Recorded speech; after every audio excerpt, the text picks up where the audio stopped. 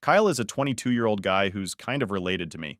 He's the kid of my 19-year-old stepdad's cousin, so we don't see each other much, only at family gatherings and stuff like that.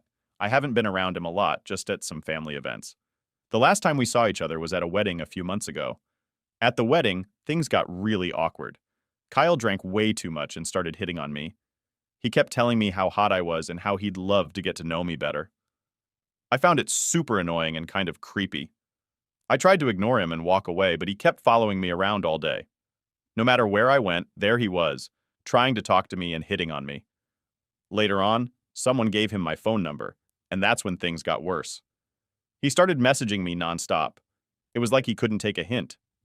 I told my stepdad about it, hoping he would help, but he just shrugged it off and didn't seem to care. Some people at the wedding even thought it was cute or funny, which made Kyle act even worse. He got more confident and kept messaging me, thinking it was all a big joke. A few days after the wedding, Kyle started sending me some really nasty pictures. It was gross and made me feel really uncomfortable. I didn't know what to do. People who were at the wedding started teasing me like it was all a funny joke. They would make comments and laugh about it, and it was really upsetting. I felt like no one was taking me seriously, and it was all just a big joke to them. After a month or two of dealing with this, I had enough. I was so fed up with Kyle and everyone else who was making fun of me. I decided to take matters into my own hands and get back at them. I took the nasty pictures Kyle sent me and shared them with everyone who had teased me. I found a bunch of people through group chats and social media, and I even had phone numbers for others. I made a group chat and sent the pictures, making fun of Kyle and the whole situation. I even printed out one of the pictures and left it on my stepdad's pillow to make a point. It was amazing how many people I could reach with just a few clicks. After that, some family members got really mad at me. They told me it was gross that I sent them those pictures and that I invaded Kyle's privacy. They couldn't believe I would do something like that, but I felt like they needed to see what I was dealing with and how serious it was. I felt a bit better standing up for myself, but it also caused a lot of drama in my family. Some people understood why I did it, but others were really upset with me. It was a tough situation, but I couldn't just let Kyle keep harassing me and have everyone think it was funny. I had to show them how serious it was and that it wasn't a joke. However, the younger generation of cousins has taken to posting memes about him, such as when there's a family reunion and you can't decide which of your step-cousins to sleep with, or edited versions of his pictures, such as a small leaf covering his bits edited. I tried to block him, but he keeps creating fake accounts and contacting me on different areas of social media. I've already told him off for hitting on me, only to receive him saying that if you had a taste you would like it.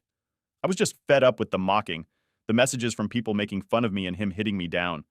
It was tiring. I began to dread the phone message. Sounds to the point where I turned the phone off and walked around for the day without it.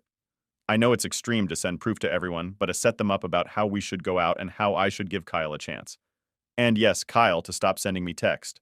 My cousins found out about it and started making fun of him. His stepbrother started teasing him too, and changed this morning. Alarm to what are you doing? Stepbro?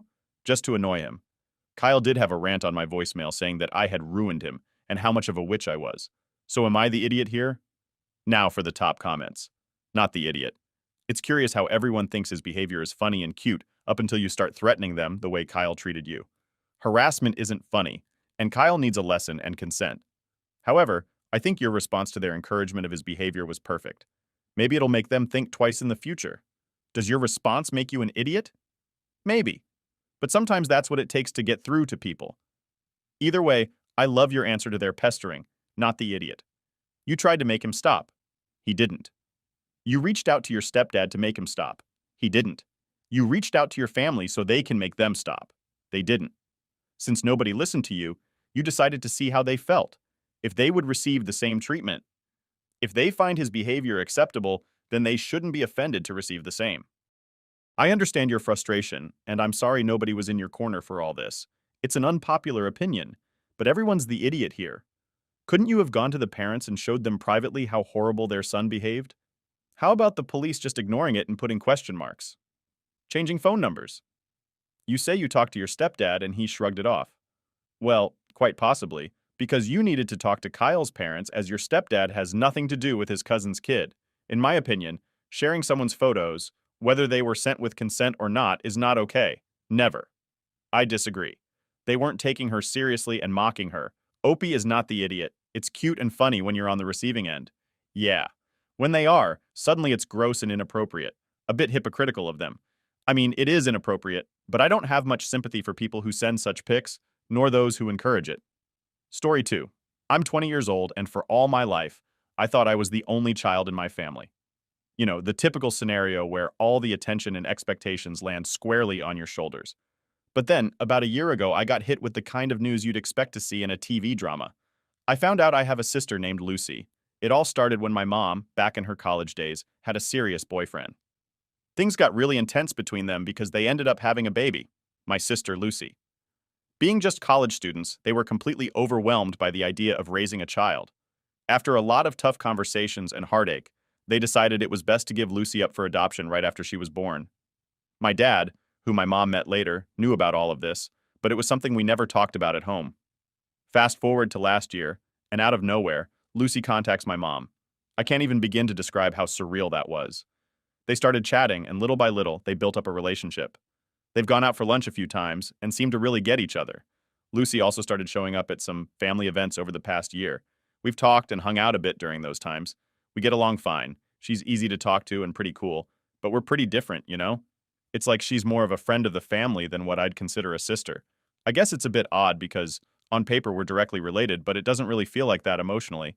Now, here's where things get even more complicated. My grandparents on my mom's side passed away a few years ago. My mom was their only child, and I was their only grandchild. They left their entire estate to me, which was something openly discussed and decided upon long before they passed away. My parents are in a good place financially. My mom's a nurse and my dad's a doctor, so they felt that leaving the estate to me was the right move. When I turned 20, I finally got access to the inheritance, and let me tell you, it was a lot more than I anticipated. We're talking about $6 million. It's kind of overwhelming, and honestly, it's not something I feel comfortable talking about with just anyone. You know how money can change how people see you or treat you, so that's where I'm at. I have this huge new part of my family history to reconcile with who I thought I was, and this massive responsibility with the inheritance. It's a lot to process, and I'm just trying to navigate it all without losing my sense of self. A few weeks ago, my mom sat me down for a serious talk. She brought up the idea of sharing my inheritance with Lucy. Now, like I mentioned earlier, I see Lucy more as an acquaintance than as a sister. We share the same blood, sure, but there isn't that deep connection that makes me feel like sharing such a significant part of my life with her. So I told my mom exactly that, and she wasn't pleased with my response. My mom thinks I'm being selfish. She pointed out that Lucy is still in college, racking up student debt, and could really use the financial help. This is where I start to question if I'm being a jerk. I mean, I get where my mom is coming from, but I don't feel like Lucy's financial situation should suddenly become my responsibility. To me, family is more about the emotional bonds than just genetic ties. Also, my grandparents knew about Lucy. They knew she was out there, and yet they chose to leave their estate solely to me. And it's not like Lucy had a rough life. She was adopted by a pair of wonderful people, an accountant and a teacher, who've provided her with a stable, loving home. I think about all this, and it makes me feel justified, but also a bit conflicted. How do I handle this without damaging the new ties with my sister, or hurting my relationship with my mom? It's a tough spot to be in, and I'm really trying to figure out the best way to approach this situation. P.S. I do not plan to just hoard the money. I'm starting law school this year, and plan to use it to start my own firm once I'm finished. So go forth and judge me, please. Am I being a selfish idiot here, or am I justified in thinking that simply being related by blood doesn't merit any claim here? Now for the top comments, not the idiot. Your grandparents were aware of Lucy's existence, and they chose not to leave her an inheritance. I'm guessing since she was legally adopted, your grandparents didn't feel it was necessary. Also, Mother was obviously aware of Lucy's existence, but seemingly did nothing about it until now. I wonder if the grandparents left the money directly to Opie to stop their daughter from sharing some of it with Lucy. Not the idiot. If your mother feels she is owed something, your mother should be the one to pony up. Whatever your mother thinks your half-sister is owed, that is not on you. Once again, not your fault. As a side note, I really hope that the money is in an account that only you have access to. I would hate for your mother to steal it from you. If anyone is being selfish, it's your mom. She's trying to take away from you what was freely given to you, forcing you to split the money with her daughter. She gave up at birth. Your mom is the idiot. If you have sisters been hitting up for any money, she is also the idiot. No idiots here. This is between you and your mother. Your mother's request seems to be understandable. She gave up one child and now realizes that this child is not necessarily better off for being given up, at least financially. as she had hoped when she first made her choices, especially if the decision for adoption was pushed on her by her parents. Not an uncommon thing. Her feeling guilty that this child is going without because the same parents who pressured her into adoption chose to ignore the child in the will is an understandable feeling. Story 3. I'm 34 now, but let's go back in time about 10 years, to when I was just 24 years old. That year, I faced one of the toughest situations anyone could imagine. You see, back then, I was engaged to someone I thought was my forever love. We had plans, dreams, and a wedding on the horizon. But everything turned upside down in a way I never expected. My sister, who was also one of my closest friends, betrayed me in the deepest way possible. She and my fiancé had been having a secret relationship right under my nose. They managed to keep this affair hidden for 2 long years, and I was completely oblivious to it. The truth only came crashing down when I accidentally stumbled upon them together. It was not only a shock but a heartbreaking revelation. Adding to the complexity, my sister was pregnant. Initially, she told everyone, including me, that the baby was the result of a one-night fling. It was a story crafted to cover up the truth.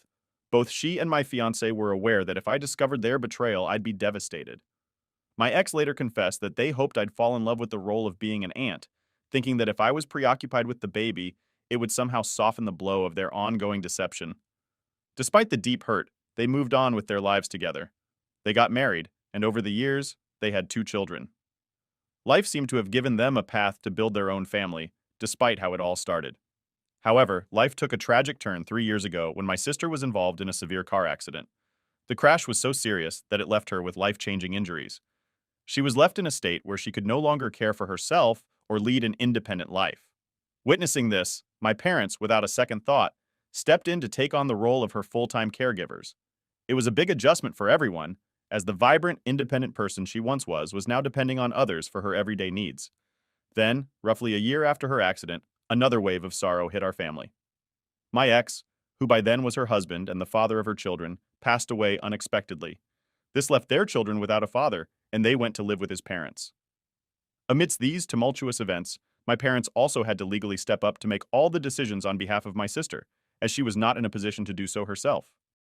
Continuing from where we left off a few months back, my parents began subtly hinting that they wanted me to think about the future, specifically about what would happen to my sister after they were no longer around.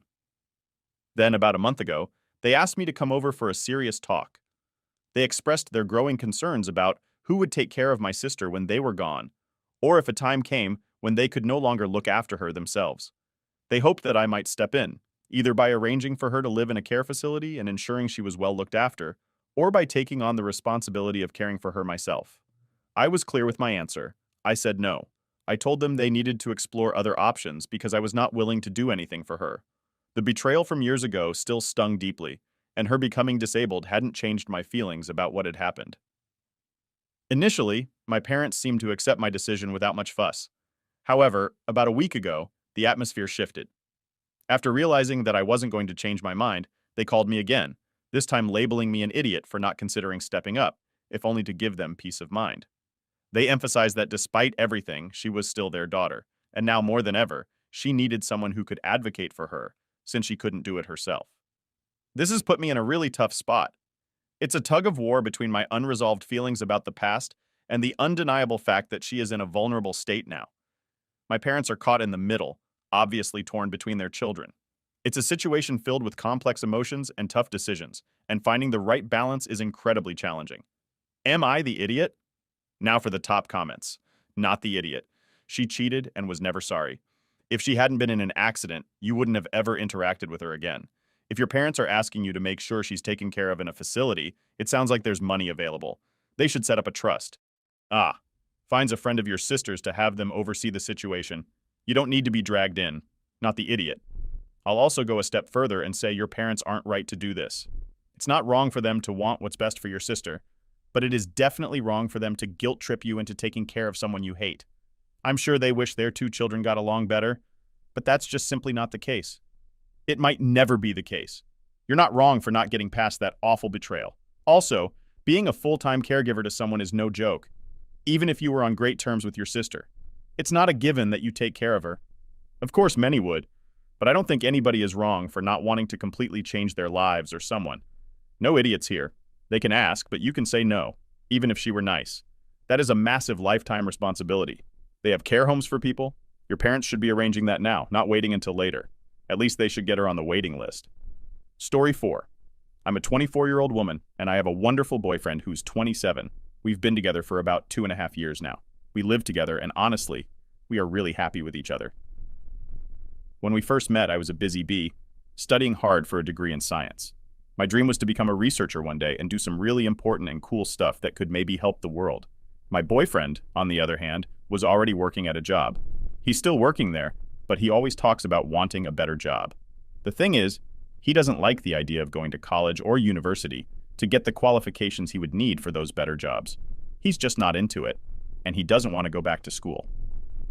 Then, something big happened that changed everything for us.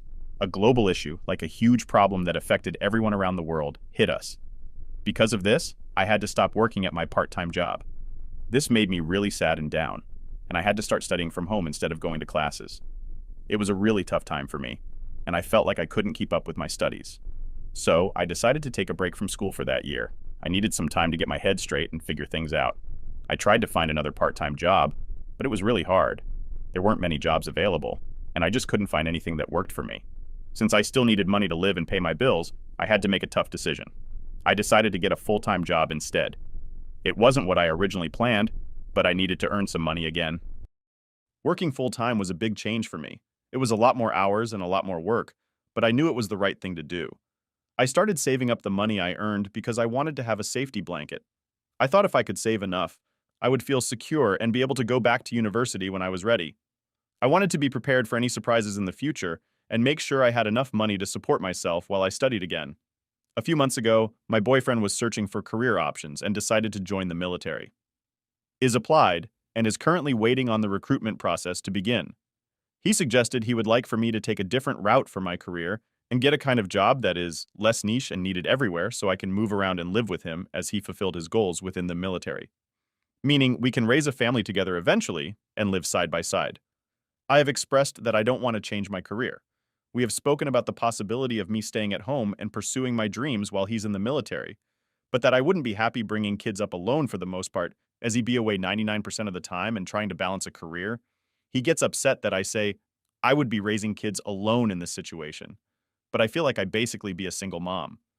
I feel like I'm being told that if I want to be with him, I need to give up my dreams and follow him around the world.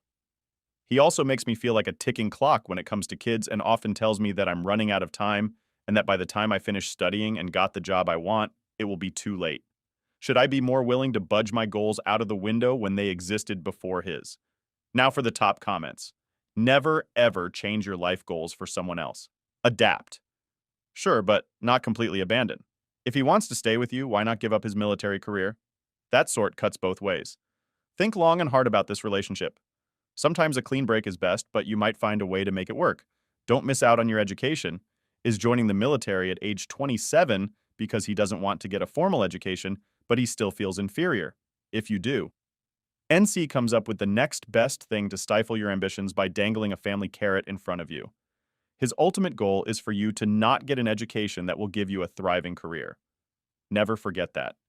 This is all manipulative nonsense from an insecure man, and this is exactly how it starts. Soon, you will be a 40-year-old woman posting about how she gave up her very existence and dreams to accommodate a man that ended up taking up all finance or responsibility. Now she has no savings, no employable skills, and 3 kids and a loveless marriage. This is a typical story when they are desperate for divorce but can't move an inch. Think about it. Your independence is not up for negotiation. Story 5. I'm 26 years old and my older sister is 28. She went to school in this really nice town that a lot of people from where we live like to visit. Because it's such a popular place, our parents decided to buy a condo nearby so we could visit often. In this town, there's a really famous hotel that lots of people choose for their weddings. When we were kids, we would visit this hotel a lot, and over time, we all became huge fans of the place. It's super pretty and has this amazing vibe. Even though we went there often, I never really thought about getting married there. That is, until I took my girlfriend, now fiancé, who's 25, there for a vacation about 3 years ago. That vacation was amazing. We explored the hotel, stayed in the beautiful rooms, and started talking about how cool it would be to get married there one day. We were just dreaming, but it felt so exciting to think about. I knew my sister liked the hotel too, but she never mentioned wanting to have her wedding there. She always seemed happy with her life in the city. Fast forward to this past October. My sister got engaged to her boyfriend, who's also 28. They were super excited and started planning their wedding. They chose a really beautiful venue in the city next to ours. Their plans were all set, and they seemed really happy with their choice. Meanwhile, in May, I proposed to my girlfriend, and she said yes, we were over the moon. After getting engaged, we started looking at different places for our wedding. We checked out a few venues, but nothing felt quite right. Then we thought about the hotel we loved from our vacations. It felt like the perfect place for us. So we did a lot of research. We talked to different vendors to get the best deals and made a plan to visit the hotel with our parents to finalize everything in person. Just when we were about to make it official, my sister had a huge meltdown. She went to our mom, crying and really upset. She said she wanted to stop us from getting married at that hotel. She claimed that it had always been her dream to have her wedding there, and she couldn't stand the idea of us having our wedding at her dream location. We were shocked. We had no idea she felt this way. We tried to talk to her over the phone to understand what was going on. She was really emotional, crying her eyes out, and begged us to cancel our plans. She told us the hotel meant a lot to her because she went to school nearby and had so many special memories there. She said she couldn't believe we would even think about getting married there, knowing how much it upset her. This was a tough spot for us. We didn't want to hurt my sister's feelings, but we also loved the idea of getting married at the hotel. It was a place that held special memories for us, too. We tried to explain our side to her, but she was too upset to listen. She felt like we were taking something very important away from her. Now we're stuck trying to figure out what to do next. We want our wedding to be perfect, but we also don't want to ruin our relationship with my sister. It's a really complicated situation, and we're not sure how to make everyone happy. All we can do is keep talking and hope we find a solution that works for everyone. We also learned that her fiancé did not want to get married at the hotel over the past 2 months. We brought up the venue multiple times in front of my sister and never heard any concerns. However, 2 days passed and she is still mad that we haven't canceled our plans. My parents offered to cancel her wedding so that she can replan hers at the hotel. She talked to her fiancé about this and he still said that he did not want to get married there. Then after a week of ongoing conflict, my parents, my fiancé, and I had a final meeting on our wedding plans before the trip. Apparently, my sister had access to the camera system at my parents' house and spied on the meeting. This is where I believe I may be the idiot. She heard me say the following. I have little sympathy for my sister at this point. This sent her over the edge again. She accused my fiancé of manipulating me into having our wedding here, since there is no way my brother cares this much just to last night. And we just learned that she is threatening to move across the country with her fiancé, since he feels that her immediate family no longer cares about her or her feelings. Am I the idiot? Now for the top comments. Not the idiot. I don't want this to come off the wrong way, but something is wrong with your sister, for her to care that much. Seemingly out of the blue is weird. For her to bawl the eyes out and spy on you over a wedding venue is alarming. If you're going to spy on someone, you may not like what you hear. Sister sounds like she's way too immature to be getting married. Her emotional immaturity is frightening. Threatening to move clear across the country because her family no longer cares about her feelings is bonkers. This is all bizarre. If she cannot get our act together and her fiancé figures out that she's crazy, she might find out that her wedding may end up being called off.